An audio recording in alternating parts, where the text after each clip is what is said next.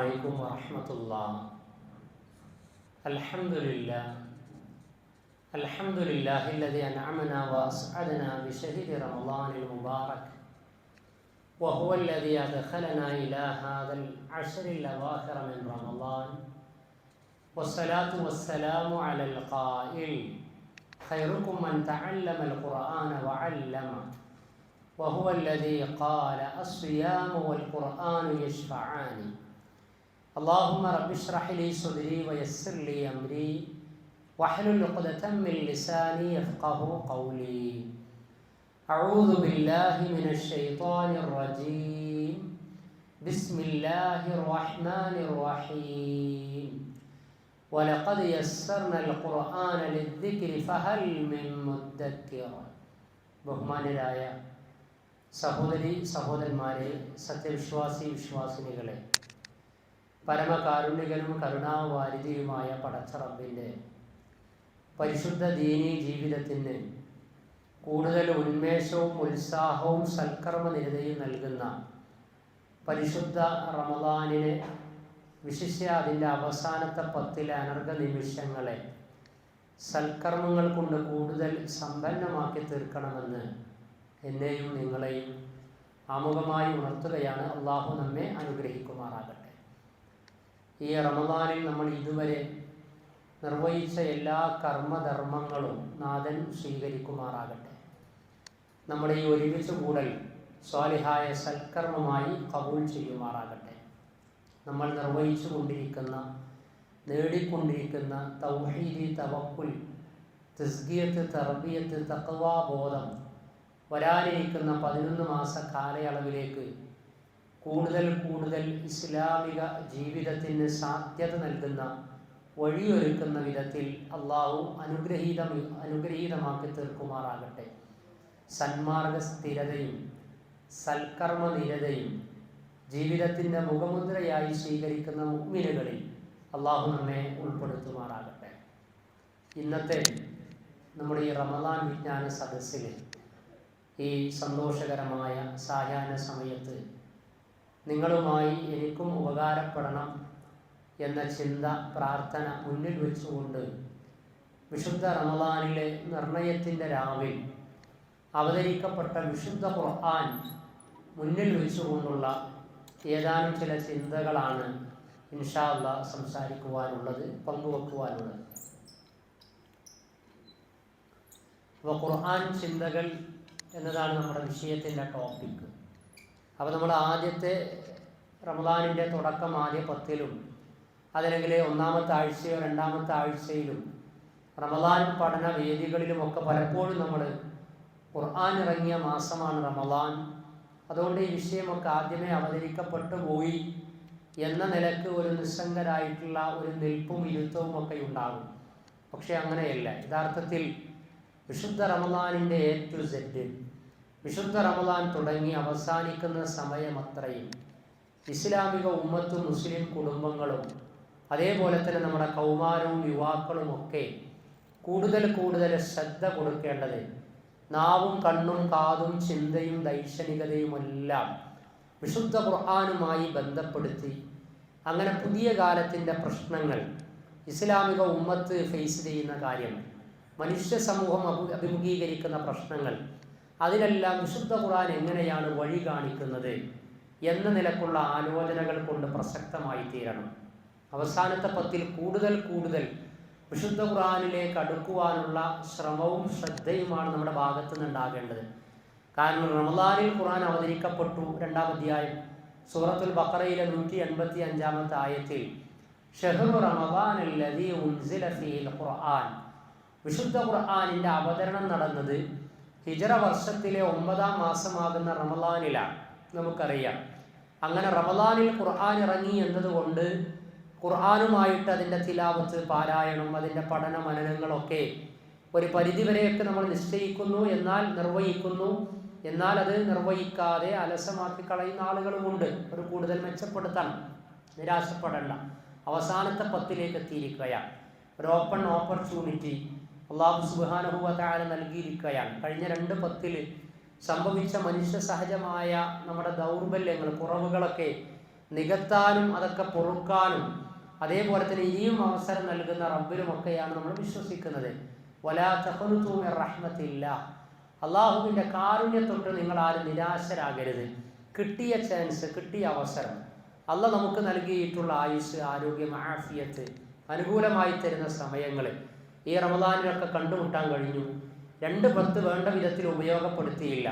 എന്നാൽ അവസാനത്തെ 10 മൻ ഖാമ ലൈലത്തുൽ ഖദ്രി ഈമാനൻ വഹ്തിസാബ ഗുഫിറ ലഹു മാ തഖദ്ദമ മിൻ ദംബിഹി, ആരാണോ നിർണയത്തിൻ്റെ രാവിലെ ഫലപ്രദമായി സൽക്കർമ്മനിരതമായി രാത്രി നമസ്കാരവും അനുബന്ധമായ ഇഅ്തികാഫ് അടക്കമുള്ള കാര്യങ്ങളുമായിട്ടൊക്കെ ഏറ്റവും നല്ല രൂപത്തിൽ പ്രതിഫലേച്ഛയോടെ വിശ്വാസബോധ്യത്തോടെ കഴിച്ചുകൂട്ടുന്നത് എങ്കിൽ ഗുഫിറ ലഹു മാ തഖദ്ദമ മിൻ ദംബി, അവരുടെ മുൻകഴിഞ്ഞ പാപങ്ങളൊക്കെ അള്ളാഹ് പുറത്തു തരും. നമ്മൾ ടെൻഷൻ അടിക്കേണ്ട ആവശ്യമില്ല.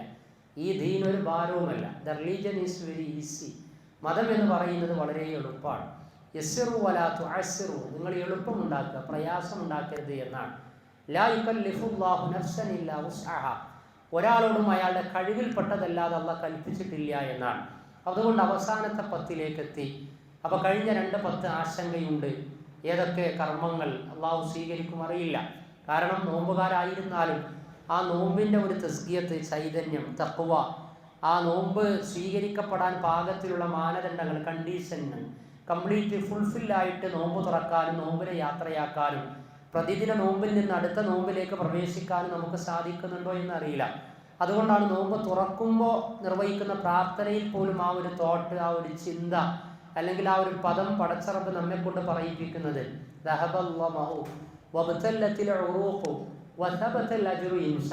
എന്നാണ്. ദാഹം ശമിച്ചു, ഞരമ്പുകൾ നനഞ്ഞു. ഈ 2 നോമ്പായിട്ട് നമ്മൾ ഇങ്ങനെ അനുഭവിച്ചുകൊണ്ടിരിക്കുകയാണ്.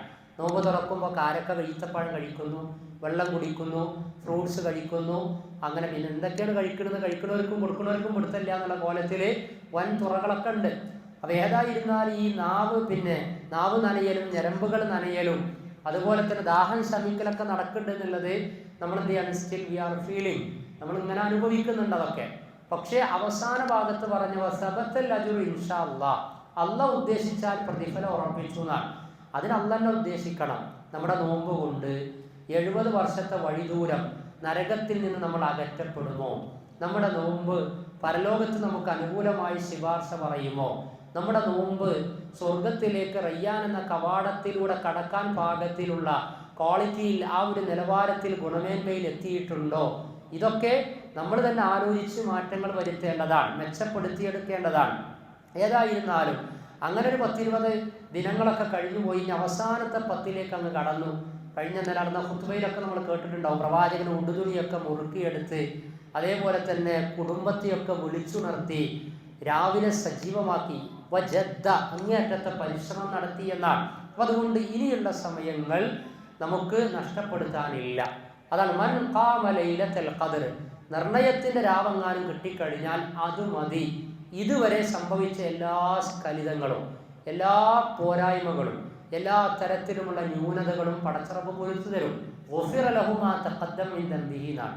നിർണയത്തിൻ്റെ രാവ് കിട്ടിക്കഴിഞ്ഞാൽ മുൻകഴിഞ്ഞ പാപങ്ങൾ എന്ന് പറഞ്ഞാൽ ആദ്യത്തെ 10ഉം രണ്ടാമത്തെ 10ഒക്കെ മുൻകഴിഞ്ഞതാണ്. കഴിഞ്ഞ 11 മാസം മുൻകഴിഞ്ഞതാണ്. ഒരായുഷ്കാലത്തിനിടക്ക് കഴിഞ്ഞ റമദാനിന് ശേഷം നമ്മളിൽ വന്നുപോയ നമ്മുടെ സംസ്കാരമോ സമീപനമോ സാമ്പത്തിക ഇടപാടോ പെരുമാറ്റമോ ബന്ധങ്ങളോ അള്ളാഹുവിനോടുള്ള കടമകളോ കടപ്പാടുകളോ അനുഷ്ഠാന മുറകളോ എന്താകട്ടെ, അതിലൊക്കെ സംഭവിച്ച തെറ്റുകുറ്റങ്ങൾ അള്ളാഹ് പുറത്തു തരും. 83 വർഷത്തിലധികം, 4 മാസം 11 ദിവസം, അറൗണ്ട് 1000 മാസത്തേക്കാൾ പുണ്യമുള്ള രാവ്, 83 വർഷവും 4 മാസവും 11ഓളം ദിനങ്ങളുമൊക്കെ നമ്മൾ കർമ്മം ചെയ്തത് ഒരൊറ്റ രാവ് കൊണ്ട്, അത്രയും കാലയളവ് കർമ്മം ചെയ്യുന്നത് ഒരു രാവ് കൊണ്ട് കിട്ടുകയാണ്. അപ്പോൾ എന്താണ് ആ രാവിന്, അല്ലെങ്കിൽ ഈ അവസാനത്തെ 10ന് ഇത്രമേൽ പ്രാധാന്യമുള്ളത് എന്ന് ചോദിച്ചു കഴിഞ്ഞാൽ അതാണ് നമ്മുടെ വിഷയം. ഇന്നാ അൻസൽനാഹു ഫീ ലൈലത്തിൽ ഖദ്ർ, തീർച്ചയായും ഏതിന്, വിശുദ്ധ ഖുർആനിന്. ഇന്നാ അൻസൽനാ അൽ ഖുർആന ഫീ ലൈലത്തിൽ ഖദ്ർ എന്നല്ല, ലമീർ കൊണ്ട്, പ്രോനൗൺ കൊണ്ട്, ഹു എന്നതുകൊണ്ട് തന്നെ നമ്മെ ചിന്തിപ്പിക്കുകയാണ്. അല്ലാതെ അങ്ങനെയാണ്. ഇന്നലെ ഫുട്ബോൾ നടന്നിട്ടുണ്ടെങ്കിൽ ഇന്നലെ ആരാ ജയിച്ചതെന്ന് ചോദിക്കുമ്പോൾ ഫുട്ബോളിൽ ആരാ ജയിച്ചതെന്ന് ചോദിക്കണ്ട, ഇന്നലെ പ്രധാനമായിട്ട് ഫുട്ബോളാണ് നടന്നതെന്നുള്ളത് അവിടെ ലമീർ മുസ്തത്തിർ എന്ന് പറയും, അവിടെ ഹൈഡ് ചെയ്യപ്പെട്ടതാണ്. അത്രയും നമ്മൾ അതിനോടൊരു ബന്ധമുണ്ട്. ആ വിഷയം എത്രത്തോളം ട്രെൻഡാണ് എന്നതിൻ്റെ അടിസ്ഥാനത്തിൽ അങ്ങനെ ചോദിക്കുമ്പോൾ അതേ ഒരു പ്രയോഗം. കാരണം ഹു എന്ന് പറഞ്ഞാൽ തന്നെ ഖുർആൻ പറയാതെ തന്നെ ഈ ഉമ്മത്തിൽ ആർക്കും ഖുർആനിൻ്റെ അനുവാചകർക്കൊക്കെ അത് മനസ്സിലാക്കാൻ കഴിയും. ഇന്നാ അൻസൽനാഹു ഫീ ലൈലത്തിൽ ഖദ്ർ, അതിനെ നാം അവതരിപ്പിച്ചത് നിർണയത്തിന്റെ രാവിലാണ്. എന്താണ് ആ നിർണയത്തിന്റെ രാവ്?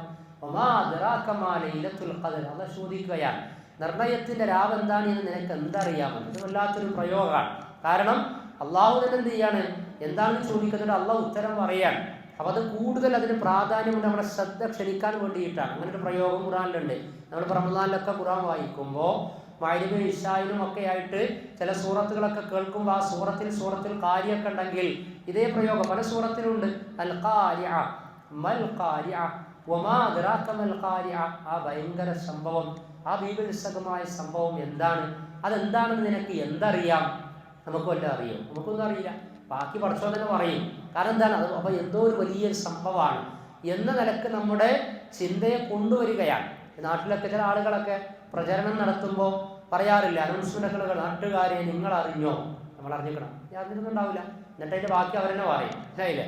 അപ്പൊ എന്തിനാണ് നാട്ടുകാരെ നിങ്ങൾ അറിഞ്ഞോ എന്ന് അറിയുമ്പോൾ എന്തോ ഒരു സംഭവം ഉണ്ടല്ലോ എന്ന നിലക്ക് നമ്മൾ ഒന്നും കൂടി എന്ത് ചെയ്യും, എന്തോ ഒരു സംഭവം. അപ്പൊ ആ നിലക്ക് നമ്മളെ ശ്രദ്ധ കൊണ്ടുപോകും. അപ്പൊ അതേ ഒരു ശൈലി ഖുർആൻ പ്രയോഗിക്കുകയാണ്. വമാ അദ്റാക മാ ലൈലത്തുൽ ഖദ്ർ, നിർണയത്തിന്റെ രാവ് എന്താണ് എന്ന് നിനക്ക് എന്തറിയാം?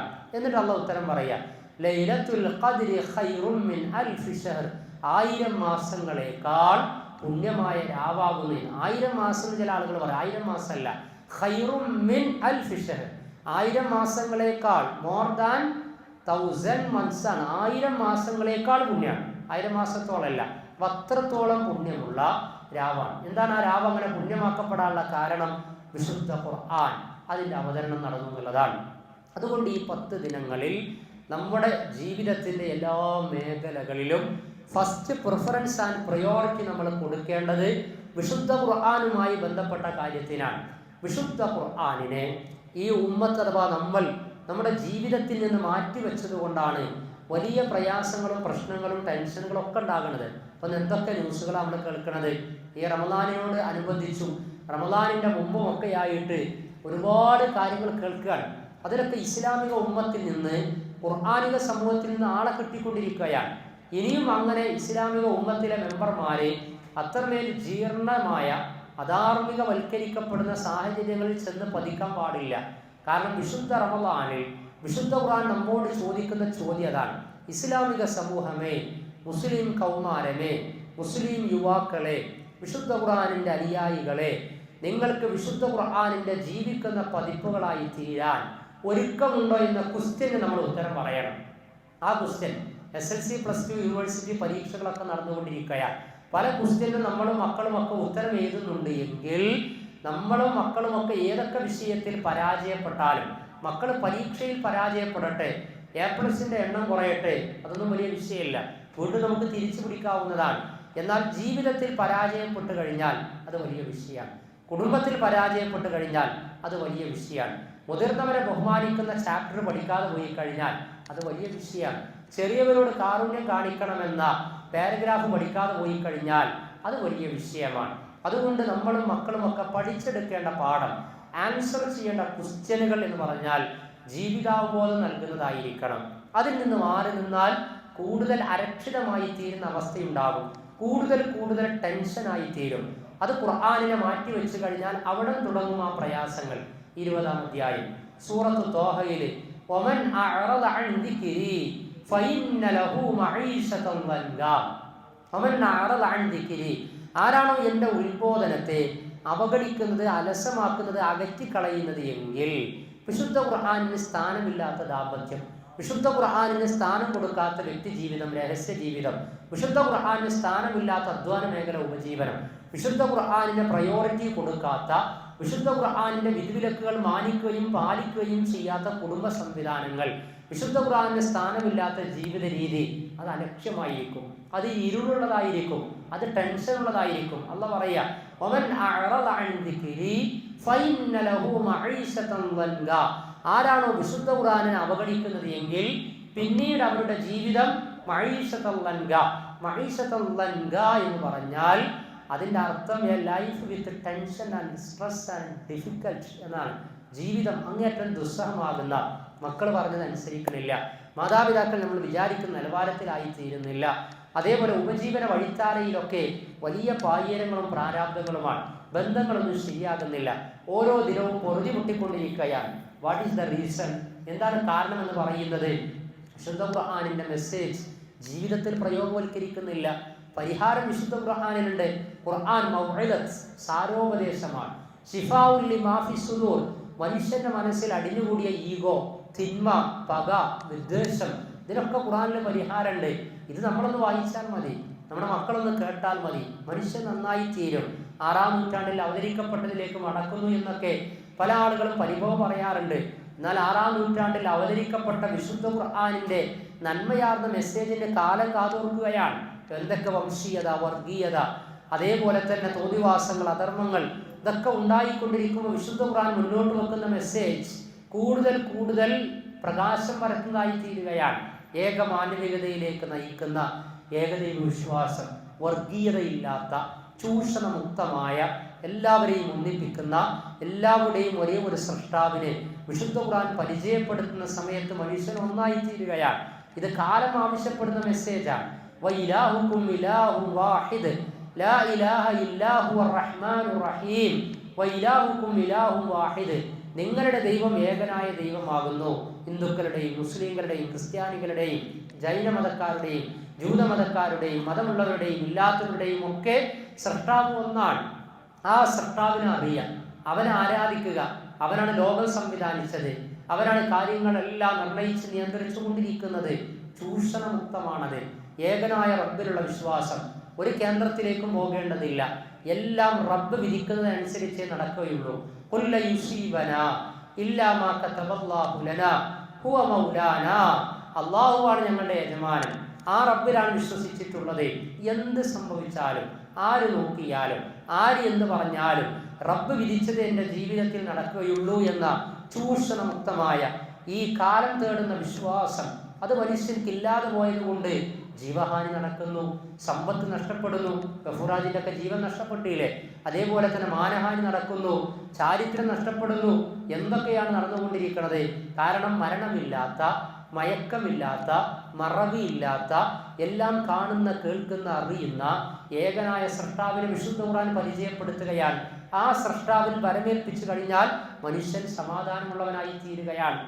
ഇതാണ് മനുഷ്യർക്ക് വിശ്വാസത്തിലൂടെ വേണ്ടത്.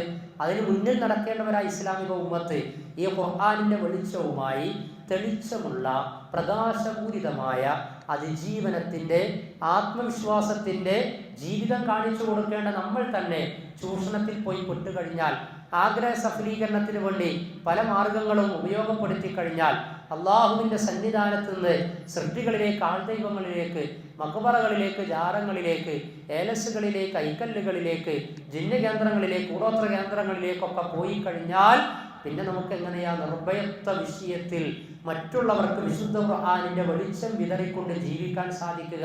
സാധ്യമല്ല. അപ്പോൾ ഞാൻ പറഞ്ഞു വരുന്നത്, ഇന്ന് പുതിയ കാലത്ത് അനുഭവിക്കുന്ന പ്രശ്നങ്ങൾക്കൊക്കെ ഖുർആനിൽ ശിഫാ, ശമനമുണ്ട്.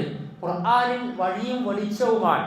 ആ ഖുർആനിലേക്ക് നമ്മൾ തിരിച്ചു വരണം. അത് വിശ്വാസത്തിലായാലും, സ്വഭാവ സംസ്കാരത്തിലായാലും, അനുഷ്ഠാന മുറകളിലായാലും, ജീവിതം മെച്ചപ്പെടുത്താൻ ആഗ്രഹിക്കുന്ന ഏതൊക്കെ കാര്യങ്ങളുണ്ടോ അതിലേക്കൊക്കെ വിശുദ്ധ ഖുർആൻ കാണിക്കുന്ന ഒരു മാർഗമുണ്ട്. അത് ഏറ്റവും കറക്റ്റാണ്. ഖുർആൻ തന്നെ പറയട്ടെ, 17-ാം അധ്യായം സൂറത്തുൽ ഇസ്രാ 9-ാമത്തെ ആയത്ത്, ഇന്ന ഹാദൽ ഖുർആന യഹ്ദീ ലില്ലതീ ഹിയ അഖ്വം. വിശുദ്ധ ഖുർആൻ നിങ്ങളെ വഴി കാണിക്കുന്നത് അഖ്വം, ഏറ്റവും ചൊവ്വായതിലേക്കാണ് എന്ന് പറയാം. ഇനി അതിനേക്കാളും ഒരു ശരി തേടിയിട്ട് നമ്മൾ അലഞ്ഞു തിരിഞ്ഞ് നടക്കണ്ട. ഇരുട്ടുകൾ വ്യാപിച്ചുകൊണ്ടിരിക്കുകയാണ്.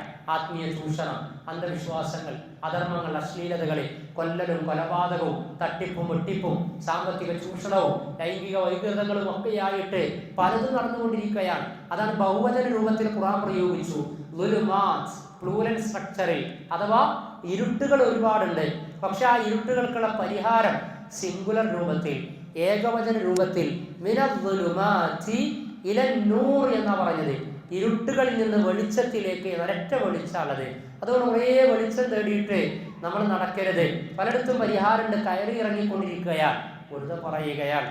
പറഞ്ഞു കേൾക്കുന്നു, ഒറിജിനലാണോ എന്നറിയില്ല, പക്ഷെ ആശയം വളരെ ഫലപ്രദ. ബ്രിട്ടനിലൊരിക്കൽ ഒരു ഹോസ്പിറ്റലിലേക്ക് ഒരു മനുഷ്യൻ വരാൻ. ആ മനുഷ്യൻ എന്നിട്ട് സൈക്കാട്രിസ്റ്റ് അദ്ദേഹത്തോട് ഈ വന്ന മനുഷ്യൻ പറയാൻ, എനിക്ക് സന്തോഷത്തിന് സമാധാനത്തിന് വകുപ്പ് നൽകുന്ന എന്തെങ്കിലും താങ്കളൊന്ന് പറഞ്ഞു തരണമെന്ന്. അപ്പോൾ ആ സൈക്കോളജിസ്റ്റ് പറഞ്ഞു എന്നാണ്, നിങ്ങൾക്ക് സന്തോഷം നൽകുന്ന ഒരു നല്ല ഐഡിയ പെട്ടെന്ന് പറഞ്ഞുതരാം. നിങ്ങൾ ഈ ഹോസ്പിറ്റലിൻ്റെ തൊട്ടപ്പുറത്ത് ഒരു തിയേറ്റർ ഉണ്ട്. ആ തിയേറ്ററിൽ പോയിട്ട് നിങ്ങളിപ്പോൾ കളിക്കുന്ന സിനിമ കണ്ടു കഴിഞ്ഞാൽ നിങ്ങൾക്ക് സന്തോഷം ഉണ്ടാവും, ചിരിയൊക്കെ വരുമെന്ന്. അപ്പോൾ ഏതാ പടം, എന്താ അവിടെ നടക്കുന്നത് എന്ന് ചോദിച്ചപ്പോൾ അവിടെ ചാർലി ചാപ്ലിൻ്റെ ഫിലിം കളിച്ചുകൊണ്ടിരിക്കുകയാണ് എന്ന്. അപ്പോൾ ഈ വന്ന മനുഷ്യൻ പറഞ്ഞ്, ഐ ആം ചാർലി ചാപ്ലിൻ, ഞാൻ ചാർലി ചാപ്ലിനാണ് എന്ന്. അവ സന്തോഷം തേടി സമാധാനം തേടിയിട്ട് നമ്മൾ വിചാരിക്കുകയാണ് പലതിലൂടെ ഇതൊക്കെ നേടിയെടുക്കാൻ പറ്റുമെന്നൊരു ധാരണ ഉണ്ട്. കുറേ ആളുകൾ വിചാരിക്കുക റീൽസിലൂടെ ഇങ്ങനെ കടന്നു പോയി കഴിഞ്ഞാൽ, കുറേ റീൽസ് കാണുമ്പോൾ സമാധാനം കിട്ടുമെന്ന്. കിട്ടുമോ? റീൽസിലേക്ക് എത്തി റിയൽ ലൈഫ് മറന്ന് അവസാനം ഉടപ്പിറപ്പുകൾ വരെ കൊന്നൊടുക്കി കളയുന്ന കാഴ്ചയുള്ള സമാധാനം കംപ്ലീറ്റ് പോവുക, അങ്ങനെയാ. അതേപോലെ വേറെ കുറേ ആളുകൾ അങ്ങാടിയിൽ കറങ്ങി നടന്ന് കുറേ കണ്ണഞ്ചിപ്പിക്കുന്ന ഹൈപ്പർ മാർക്കറ്റുകൾ കയറി ഇറങ്ങിക്കഴിഞ്ഞാൽ സമാധാനം പർച്ചേസ് ചെയ്ത് കൊണ്ടുവരാമെന്ന് വിചാരിക്കുകയാണ്. ഇതൊന്നും നടക്കൂല, അതിനോടൊന്നും സമാധാനം കിട്ടൂല. യൂട്യൂബിൽ നിന്നും വാട്സപ്പിൽ നിന്നും സമാധാനം ഡൗൺലോഡ് ചെയ്തെടുക്കാനും കഴിയില്ല. അപ്പൊ സമാധാനവും സ്വസ്ഥതയും കിട്ടണമെന്നുണ്ടെങ്കിൽ ഇന്നഹാദൽ ഖുർആന യഹ്ദി ലില്ലത്തി അഖ്വം, ഏറ്റവും ചൊവ്വായതിലേക്ക് വഴി കാണിക്കാൻ. ഇപ്പൊ ഡോക്ടർ PJ എബ്രഹാം ജോർജ് അടുത്ത ആത്മഹത്യ ചെയ്ത് 2-3 ആഴ്ച മുമ്പ്. നല്ല സമ്പന്നനാണ്, ഫാമുണ്ട്, സ്റ്റാറ്റസ് ഉണ്ട്, നല്ല പ്രൊഫഷനാണ്, നല്ല ന്യൂറോളജിസ്റ്റാണ്. പക്ഷെ അദ്ദേഹത്തിൻ്റെ ജീവിതത്തിൽ എന്തൊക്കെയോ ചില പ്രയാസം ഉണ്ടായപ്പോൾ അദ്ദേഹം ആത്മഹത്യ ചെയ്ത വാർത്ത ഒരു 2 ആഴ്ച മുമ്പ് നമ്മൾ വായിക്കുകയുണ്ടായി. അങ്ങനെയാ നമ്മൾ വിചാരിക്കും എല്ലാം ഉണ്ടായിക്കഴിഞ്ഞാൽ, കുറേ സമ്പത്തുണ്ടായാൽ സമാധാനം ഉണ്ടാകും. അപ്പോൾ സമ്പത്തുള്ള ആളുകൾക്കൊക്കെ സമാധാനം ഉണ്ടോ? ഇല്ല.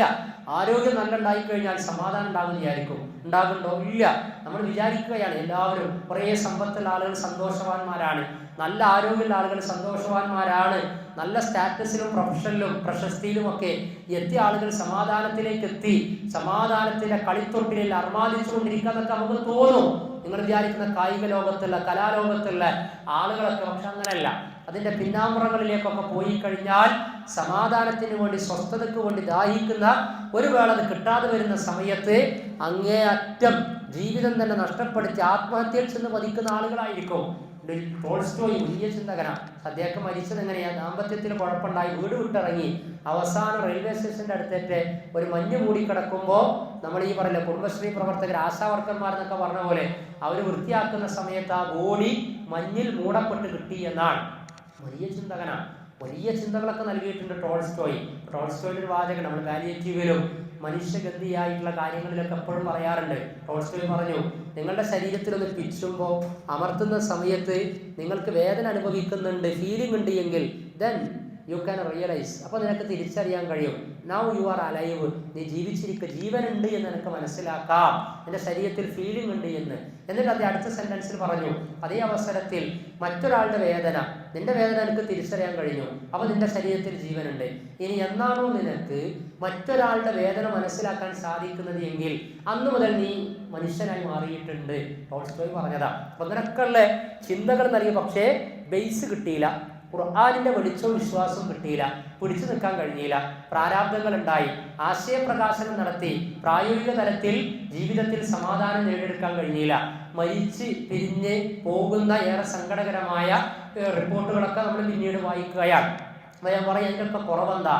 മനുഷ്യർക്ക് വേണ്ടത് മനുഷ്യ പ്രകൃതം അനുസരിച്ച് മനുഷ്യന്റെ ജീവിതം ഏത് പ്രായത്തിലൂടെയാകട്ടെ, ഏത് സാഹചര്യങ്ങളിലൂടെയാകട്ടെ, രാവാകട്ടെ പകലാകട്ടെ, ദാരിദ്ര്യമാകട്ടെ സമ്പന്നതയാകട്ടെ, സ്വദേശമാകട്ടെ വിദേശമാകട്ടെ, അടുക്കളയാകട്ടെ അങ്ങാടിയാകട്ടെ, സോഷ്യൽ മീഡിയകളാകട്ടെ സാമൂഹിക ഇടങ്ങളാകട്ടെ, ഏതൊക്കെ അനുഭവങ്ങളിലൂടെ നിങ്ങൾ സഞ്ചരിക്കേണ്ടി വന്നാലും സമുചിതമായി, സന്തുലിതമായി, സമാധാനപൂർണമായി നിങ്ങളുടെ ലൈഫിനെ conscious and sub conscious mind, ബോധ ഉപബോധ രംഗങ്ങളിൽ പിടിച്ചു നിർത്തി കോൺഫിഡൻസോടെ, ആത്മവിശ്വാസത്തോടെ, ആത്മസംസ്കരണത്തോടെ, ആത്മചൈതന്യത്തോടെ, അതിജീവന ബോധ്യത്തോടെ മുന്നോട്ട് നീക്കുന്നതിൽ വലിയ പങ്ക് വഹിക്കുന്നത് വിശുദ്ധ ഖുർആനിന്റെ വെളിച്ചം, അതിൻ്റെ മൗലിക വിശ്വാസം, ദൈവീക ചിന്ത.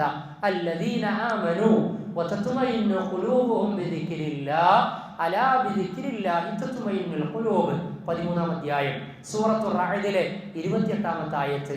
അല്ലദീന ആമനു, വിശ്വസിച്ചൊരു വിഭാഗം, അഥവാ നമ്മളൊക്കെ വിശ്വാസികളാണ്. We are believers. That's we are sitting now, listening the speech, orating the talk എന്ന് പറഞ്ഞില്ലേ. അതുകൊണ്ട് നമ്മൾ വിശ്വാസികളായതുകൊണ്ടാണ് ഇവിടെ ഒരുമിച്ച് ചേരുന്നത്. എങ്കിൽ നമ്മെ ഉൾപ്പെടുത്തിയിട്ട് അല്ല പറയുന്നത് അല്ലദീന ആമനു, വിശ്വസിച്ചൊരു വിഭാഗം, വതത്മഇന്നു ഖുലൂബുഹും ബിദിക്രില്ലാഹ്, അവരുടെ മനസ്സിന് ശാന്തത ഉണ്ടാകുന്നത് അല്ലാഹനെ കുറിച്ചുള്ള ഓർമ്മ കൊണ്ടാണ്. അലാ, നിങ്ങൾ അറിയണേ, ബിദിക്രില്ലാഹി തത്മഇന്നുൽ ഖുലൂബ്, മനുഷ്യ മനസ്സിന് ശാന്തതയും സ്വസ്ഥതയും. ഇതാണല്ലോ ഈ കാലത്ത് വേണ്ടത്, കുടുംബങ്ങൾക്ക് വേണ്ടത്, ദാമ്പത്യത്തിന് വേണ്ടത്, ജീവിക്കുന്ന ഇടങ്ങളിൽ ഉണ്ടാകേണ്ടത് സമാധാനമാണ്. അതാണ് നിർണയത്തിന്റെ രാവിൽ ഏറ്റവും കൂടുതൽ സംഭാവന ചെയ്യപ്പെടുന്നത്. അള്ളാഹുവിന്റെ അതിഥികളായി വാനലോകത്തു നിന്ന് ലക്ഷക്കണക്കിന് മാലാഖമാരെ ഭൂമിയിലേക്ക് കടന്നു വരുന്ന സമയമാണ് നിർണയത്തിന്റെ രാവ്. ആ രാവിൽ നടക്കുന്നത് ആ ഫലസ്തീനിന് വേണ്ടത്, ആഗോള സമൂഹത്തിന് വേണ്ടത്, കുടുംബങ്ങൾക്ക് വേണ്ടത്, നമ്മുടെ മനസ്സുകൾക്ക് വേണ്ടത് സലാമുൻ ഹിയ ഹത്താ മത്ലഇൽ ഫജ്ർ, പ്രഭാതോദയം വരെ സമാധാനമാണ് എന്നാണ്. Tranquility, peace of mind, peace of society, peace of circumstances, peace of surroundings. നമ്മുടെ ചുറ്റുപാടുകളിൽ, ജീവിക്കുന്ന ഇടങ്ങളിൽ, ഉപജീവന മേഖലയിൽ നൊന്ത് നെരുവിരി കൊണ്ടിരിക്കുന്ന നമ്മുടെ മനസ്സകങ്ങളിലൊക്കെ സമാധാനം ഉണ്ടാകണം, സ്വസ്ഥത ഉണ്ടാകണം. അതിനാണ് മാലാഖമാർ വരുന്നത്. പക്ഷെ അത് നമുക്ക് കിട്ടണമെങ്കിൽ അങ്ങാടിയിൽ, ഷോപ്പിങ്ങിൽ, വാട്സപ്പിൽ, അങ്ങനെ സാമൂഹ്യ സോഷ്യൽ നെറ്റ്വർക്കിൽ അങ്ങനെയായി തീർന്നാൽ അത് കിട്ടൂല.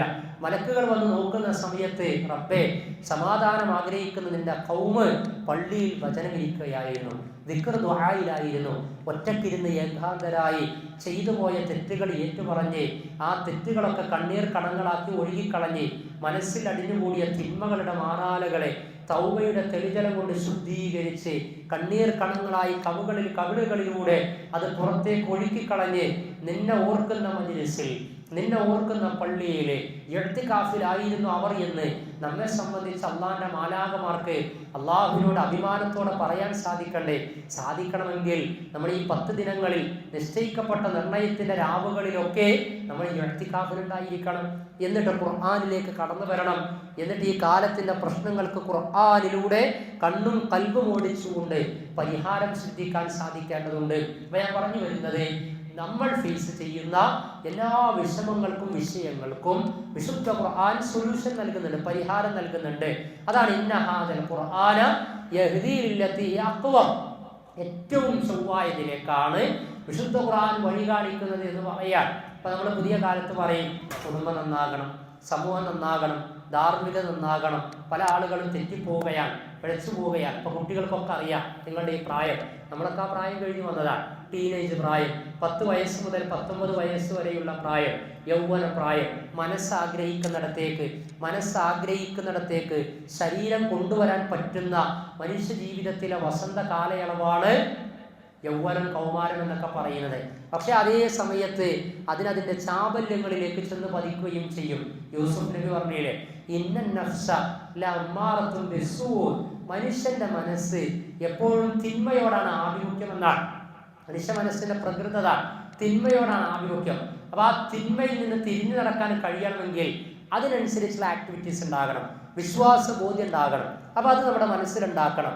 അത് ഖുർആൻ പറയാ, നിങ്ങൾക്ക് ആ ബോധം, അലാ ബിദിക്രില്ലാഹി തത്മഇന്നുൽ ഖുലൂബ്, മനുഷ്യ മനസ്സ് ശാന്തി അടയുന്നത് അള്ളാഹിനെ കുറിച്ചുള്ള ഓർമ്മ കൊണ്ടാണ് എന്ന് പറഞ്ഞാൽ, വ്യഭിചരിച്ചാൽ മനസ്സ് അശാന്തമായി തീരും. മോഷണം നടത്തിയാൽ സമാധാന ചിത്തമായ മനസ്സുമായി, മനസ്സാക്ഷിയെ വഞ്ചിച്ചു കൊണ്ടല്ലാതെ മോഷണം നടത്താൻ കഴിയില്ല. ഏത് അധർമ്മങ്ങൾ ചെയ്താലും അവിടെ സമാധാനം നഷ്ടപ്പെടും. അപ്പൊ അതിലേക്കൊക്കെ പോകാതിരിക്കാൻ വേണ്ടി വിശുദ്ധ ഖുർആൻ അതാ നല്ല മാർഗം പറഞ്ഞു തരികയാണ്. ഖുർആനിക അടിസ്ഥാനത്തിലുള്ള വിശ്വാസം, അള്ളാഹിനെ കുറിച്ചുള്ള ബോധ്യം നേടിയെടുത്താൽ മതി. പിന്നെ തിന്മകളിലേക്ക്, തെറ്റുകളിലേക്ക്, അധർമ്മങ്ങളിലേക്ക് പോകൂല. എനിക്ക് അനുഗ്രഹം ചൊരിയുന്ന അള്ളാഹിനെ ഞാൻ പറ്റിക്കാൻ പാടില്ല, എൻ്റെ മനസ്സാക്ഷിയെ ഞാൻ വഞ്ചിക്കാൻ പാടില്ല. അന്തസ്സുള്ള ഈമാൻ അള്ളാഹ് എനിക്ക് നൽകിയിട്ടുണ്ട്. രാത്രി നമസ്കാരം നിർവഹിക്കുമ്പോൾ ആൾദൈവങ്ങളുടെ മുമ്പിലല്ല, ചിത്രങ്ങളുടെ മുമ്പിലല്ല, ജാരങ്ങളുടെ മുന്നിലല്ല, ബിംബങ്ങളുടെ മുന്നിലല്ല, എല്ലാം കാണുകയും കേൾക്കുകയും ചെയ്യുന്ന പൂജാമുറിയിലോ ചില്ലിൻ്റെ കൂട്ടിലോ ബന്ധിതനല്ലല്ലോ എൻ്റെ ദൈവം, ബന്ധിതനല്ലല്ലോ എൻ്റെ ദൈവം. വാനവും ഭൂമിയും പ്രവിശാലമായൊരു സാമ്രാജ്യ സാരഥി എൻ്റെ ദൈവം, സാമ്രാജ്യ സാരഥി എൻ്റെ ദൈവം. പൂജാമുറിയിലോ ചില്ലിൻ്റെ കൂട്ടിലോ ബന്ധിതനല്ലല്ലോ എൻ്റെ ദൈവം. ഇത് ആയത്തുൽ കുർസി അഅ്ലമുൽ ആയത്തുൽ ഖുർആൻ, ഖുർആനിലെ ഏറ്റവും ശ്രേഷ്ഠമായ ആയത്താകുന്ന ആയത്തുൽ കുർസിയിനെ കാവ്യരൂപത്തിൽ നവോത്ഥാന നായകനായിരുന്ന, പൂർവ്വസൂരിയായിരുന്ന, വലിയ പണ്ഡിതനായിരുന്ന സെയ്ദ് മൗലവി രണ്ടത്താണി, എൻ്റെ നാട് മലപ്പുറം ജില്ലയിലെ തിരൂരടുത്താണ് രണ്ടത്താണിയിലെ സെയ്ദ് മൗലവിയുടെ മകൻ ടി അബ്ദുറഹ്മാൻ അൻസാരി ആയത്തുൽ കുർസിനെ കവിതാ രൂപത്തിൽ അവതരിപ്പിച്ചതാണ്. അല്ലാഹു ലാ ഇലാഹ ഇല്ലാ ഹുവൽ ഹയ്യുൽ ഖയ്യൂം ലാ തഖുദുഹു സിനത്തുൻ വലാ നൗം. പൂജാമുറിയിലോ ചില്ലിന്റെ കൂട്ടിലോ ബന്ധിക്കപ്പെടാത്തൊരു ദൈവത്തെ ആരാധിക്കാൻ കഴിയുക, അവന്റെ മുമ്പിൽ സാഷ്ടാംഗം നമിക്കാൻ കഴിയുക, അവനോട് പ്രാർത്ഥിക്കാനും ചോദിക്കാനും കഴിയുക, അവർക്ക് ജീവിതം സമർപ്പിക്കുക. ഇന്ന സ്വലാത്തി വനുസുകി വമഹ്യായ വമമാതി ലില്ലാഹി റബ്ബിൽ ആലമീൻ. എത്ര അന്തസ്സുള്ള വിശ്വാസമാണ്. ചാണകത്തിൽ കിടന്ന ആളുകൾ ഇങ്ങനെ തിരിഞ്ഞു മറിഞ്ഞു കളിക്കുന്നുണ്ടില്ല നിങ്ങൾ. അതേപോലെ തന്നെ കോളിഫോം ബാക്ടീരിയയുള്ള ജലത്തിലൊക്കെ മുങ്ങിത്താന്ന് ആചാരം നിർവഹിക്കുന്നവരൊക്കെ നിങ്ങൾ കണ്ടില്ലേ. എന്തൊക്കെ കാര്യങ്ങളിൽ ആളുകൾ അവരവരുടെ ഇഷ്ടമാണ്. പക്ഷെ അതൊക്കെ കാണുന്ന സമയത്ത് മനുഷ്യബുദ്ധിക്ക് ഉൾക്കൊള്ളാൻ കഴിയാത്ത, പ്രായോഗികമല്ലാത്ത, സാമൂഹ്യ പ്രധാനമല്ലാത്ത, മനുഷ്യർക്ക് അനശ്വരമായ ശാന്തിയും മോക്ഷവും നൽകാത്ത, വൃത്തിയും വെടിപ്പുമില്ലാത്ത കുറേ കാര്യങ്ങളൊക്കെ മനുഷ്യനിർമ്മിത ആചാരങ്ങളൊക്കെ കാണുമ്പോൾ നമ്മൾ അള്ളാഹുവിൻ്റെ പള്ളിയിലൊക്കെ വന്നുകൊണ്ട് സാഷ്ടാംഗം നമിക്കുക. വളരെ വൃത്തിയും വെടിപ്പോടെയും കൂടി വിശ്വാസം മനസ്സിനെ വിശുദ്ധാക്കി തീർക്കുക, ആത്മാവിനെ സംസ്കരിക്കുക, ഉളു എടുക്കുക, കൈകളും ആ അവയവങ്ങൾ ചെയ്തു പോയ തെറ്റുകൾ ഉളുവിൻ്റെ ജലം സ്പർശിക്കുന്നതോടുകൂടി പൂർപ്പിക്കപ്പെടുക. സാമ്പത്തിക സംസ്കരണത്തിന്റെ വിഷയത്തിൽ സഹവർത്തനവും സാഹോദര്യവും സമത്വവും സാമ്പത്തിക രംഗത്തുണ്ടാകുന്ന സക്കാത്ത് നിർവഹിക്കുക, നിസാബ് അനുസരിച്ച് സദഖ നിർവഹിക്കുക. ഇങ്ങനെ ഏത് നോക്കിക്കഴിഞ്ഞാലും വിശുദ്ധ ഖുർആൻ വിഭാവന ചെയ്യുന്ന വിശ്വാസകാര്യമാകട്ടെ, അനുഷ്ഠാന മുറകളാകട്ടെ, അതൊക്കെ നിർവഹിക്കുന്ന ആളുകൾക്ക് അന്തസ്സ് നൽകുക. പക്ഷെ അത് നമ്മൾ ശരീരവും മനസ്സും പങ്കെടുപ്പിച്ച് നിർവഹിക്കാൻ കഴിയണം. രാവിലെ സുബഹിക്ക് പള്ളിയിൽ പോകുന്ന ഒരാളെ നിങ്ങളൊന്ന് ചിന്തിച്ചു നോക്കും. ഖുർആൻ പറഞ്ഞതാ, ഇന്ന സ്വലാത്ത കാനത്ത് അലൽ മുഅ്മിനീന കിതാബൻ മൗഖൂത. നമസ്കാരം വിശ്വാസികളുടെ മേൽ സമയം നിർണയിക്കപ്പെട്ട നിർബന്ധ കർമ്മമാണ്. അവർ ദിനത്തിന്റെ സ്റ്റാർട്ടിങ് സുബഹി ജമാഅത്ത. നമ്മളും മക്കളും പല ആളുകളും almost people and members from our Muslim community, from our family, നമ്മുടെ കുടുംബത്തിലെ, നമ്മുടെ സമൂഹത്തിലെ മിക്ക ആളുകൾക്കും പലപ്പോഴും നഷ്ടപ്പെടുന്നു സുബഹി ജമാഅത്ത്. വിശ്വാസി